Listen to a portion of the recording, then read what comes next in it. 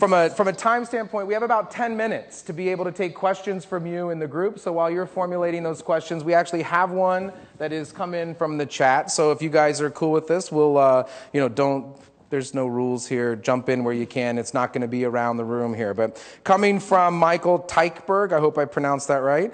There have been recessions in the past. How will the job market bounce back this time as the unemployed do not match the skills needed for new entry-level jobs? So that's the question. If each of you want to take that to either dissect the question and challenge the question or to answer it as asked, that will be the format for all of this. Challenging each of you to think of your questions. And right back there is the microphone, so we'll have you cue there. And we'll take this question from Michael. Who wants to start with it? Recessions in the past, how will the job market bounce back this time as the unemployed do not match the skills needed for new entry-level jobs? Well, let me start. I think Sarah's going to add to this. So I think there's a number of things going on here. One question I have is if the recruiting function operated more effectively, what would the unemployment rate be? Because there is tremendous inefficiencies there in terms of just, how either because of the technology, the process, the talent philosophy, whatever it is, I think is slowing us down. I think that's one. I think secondly, and that kind of gets back to what Joe's talking about, right, that this is still more about people. And we need to be focused on that. I think the second piece is that there's an opportunity here for organizations to think about opening up their minds more broadly when they're looking at talent and how they invest in talent. And so if you're looking for the round peg in the round hole, that might serve a purpose today, but how can you think more broadly around an individual's potential and look at talent adjacencies to see what that does for your organization? And how do you hire for culture, right? And those base skills, and what can you do to onboard and close some of that? Okay, now obviously that's not going to work if you need a brain surgeon. You're not going to be able to train that on the job. But people, there was just a great story on the news about, I think that the enrollment in community colleges is up like 18-19%. And I think there's also one locally here that they are now hosting classes at night that go till like 11 o'clock at night, midnight. People are working really hard. They're working 2 jobs. They're going to school part-time. Tell me that that doesn't account for something in terms of what that's going to deliver to you in your organization. It's not worth investing in that person. So I think there's a piece of this that is, we need to focus more on people. We need to take a little bit more of a risk on people. I don't know how many times I hear from third-party recruiters, from corporate recruiters, we only want to hire someone that's currently employed. There's no logic in that, not in this kind of an environment. Okay? So we need to get away from that sort of thinking.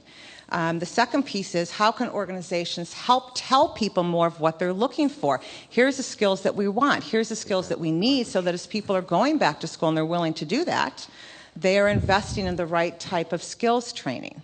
So I think there's a lot of things we can do, but I think it also has to start with this, kind of getting better connected between organizations and people. And, I don't know how many of you know someone that's gone through a job search, done a job search. Ask them how many times or what % of the time they hear back from a company that they've applied to. So we keep putting up more and more. One more thing on this. There's a structural issue here that's also beyond skills. It's geographical. Right? I understand the housing market's difficult to deal with, but you still have organizations that, even beyond the housing issue, don't want to look at any kind of relocation. So they are keeping jobs open longer and longer and longer, rather than saying, let's get the best person and figure out how we do something. Does the person have to sit on site? Technology can do amazing things these days to get people connected. We got to think about that. Or if you have to invest, X amount of dollars to relocate somebody, is that worth the investment for the long term? I'm just going to add on, I think one of the other things that we are going to have to see is an evolution of how we work. I think we're going to have to see more contract employees. We're going to have to see more people coming in on a project basis. Or else we're not going to be able to make it. The other thing that is going to have to happen is recruiters are going to have to learn to be more influential inside their organizations and educate hiring managers on why they have to take a risk, why they can't just look at this job description and say, but they have only 2 of the 4 bullet points you're looking for, and teach internally why you should give a chance. Oh, well, we got a debate going now. I heard that one. I actually just want to touch on, very interesting point from Susan on this notion that if the process were more efficient, what would the unemployment rate look like? I question whether or not we perpetuate the unemployment rate by failure to hire the right people. So there's this, it's very easy to line up skills from a resume to a requisition. But how well does that person actually fit with your organization? And how well are recruiters assessing that? Because it doesn't matter how smart, how brilliant, how innovative, how creative, how great that person ends up being for that particular role. If they're not the right person for the business, for the organization, they're as good as gone. Eventually, they're going to leave. So what are we doing to get our arms around that piece, I think is really important for us to talk about at some point. Master. We talked, so the question was really, how is the employment market going to recover? And what's going to be different? And to echo some of the points, there are quite a few changes. The biggest one, and I think it does go to us perpetuating unemployment, is we continue to break labor up into these artificial constructs called jobs, and then we expect people to match those jobs. When in reality, life has transitioned for the vast majority of professional workers into project-based tasks. And so the whole architecture of a static job really no longer fits how organizations accomplish work. So are we going to see a significant increase in project-based labor? Absolutely. It's happened every recovery since the 1970s.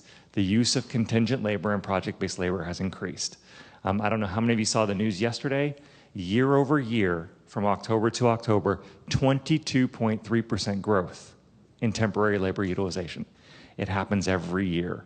If we look at the percentage of the labor that is actually contingent labor, i.e. they work for a service provider or they are in a temporary job, because I don't define contingent labor the same way our labor department does. More than 8% of the US population works in a contingent job. In fact, I would argue it's probably closer to 35 to 38% today. And we're very quickly going to hit 50%. So what's going to be different? You're going to be hiring a lot more strategic partner labor. You're going to be looking at service providers. You're going to be hiring temporary workers. You're going to be hiring contract workers. That's going to be the big difference. Can you tell it's going to be a fun day, right? To be able to get these perspectives, because I can already say, you know, if I'm going to have more third party or more talent that's not mine, how do I make people matter, right? Do they still matter if they're contingent, if they're someone else's employee, right? When we look at all of this stuff, it's going to be very interesting debate. So we'll table that question. We have 2 more minutes and one more question that we've got coming in from Jenny Devon, a huge friend of the industry, and with Bernard Hotus, it was a hey. So Jenny had to go to Toronto of all places. So she's in Toronto, where RecruitFest has been the last 2 times. Was sort of bummed that she wasn't here. And Jenny's question to the group is, who in recruiting inspires you the most? So I think as we look to our source of inspiration in our business, who's your source? And I think, you know, we've got 2 minutes on that, so we won't be able to get to everybody. So whoever hasn't already talked, let's get your inspiration on this. Anybody? All right, here we go. Joe, right here. Do you need a microphone? Yes. So this will be totally cheesy, but my mom inspires me in recruiting. My mom has been a director, I think is the title, in Mary Kay for like 20 years. And she continues to go out and connect to women and bring them into this business and do something that empowers them and puts them in a situation of power in their own life. And she's done an amazing job. She lives in rural Iowa, and she continues to build this team of women that are scouring the earth selling cosmetics. So when I think about recruiters, I think of my mom and how she does it, and it's all relationship based. It's all about being honest with each other and talking about the situation, and so she comes to mind when I think about that question. That's awesome. And Jenny Devon is from rural Iowa, so you know she's going, "Aw," right? That was awesome. Yeah. All right. Hey, Joe, that's awesome, because I'm thinking through who inspires me in recruiting, and guess what my answer is? It's my mom also. I got into this business, into staffing and recruiting, because of my mom. She's passionate, she's entrepreneurial, she has a sixth sense with people, and she started her own staffing firm way back in the 70s.